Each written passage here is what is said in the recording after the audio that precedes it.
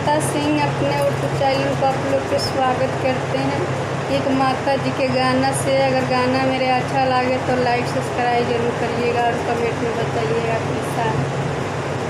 तो जगदम्बे माई के गाना देना बारियनी हो, जगदम्बे माई के आंगन देना बारियनी हो, जगदम्बे माई के गाना देना बारियनी हो।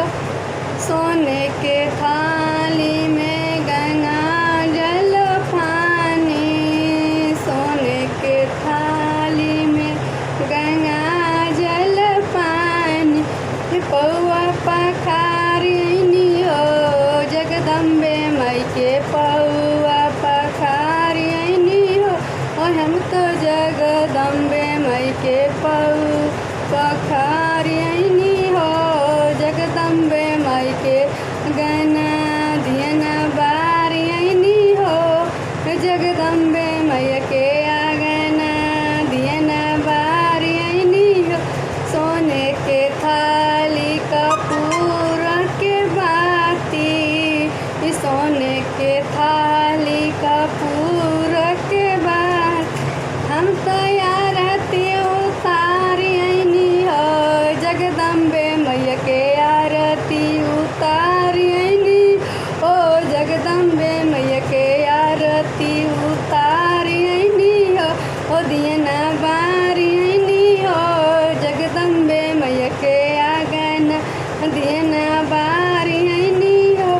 सोने के थारी में बिरजन परोसो, सोने के थारी में बिरजन परोसो, हम तो भगवा लगायनी हो, जगदम्बे माई के आंगन भगवा लगायनी हो, जगदम्बे मैया भगवा लगायनी हो। दियना बारियनी हो, जगदम्बे मैया के आंगन दियना बारियनी हो। सोन फूल हजारी के सेज लगायो, फूल जारी के सेज लगा, अरे मैया के सोवायनी हो, जगदम्बे माई के दिल सोवायनी हो, जगदम्बे मैया के दिल में सोवायनी हो। दियना हरियनी हो, जगदम्बे मैया के आंगन दियना बारियनी हो। नारियल चुनरिया चढ़ायनी हो, जगदम्बे मैया के चरणों में चुनरिया चढ़ायनी हो।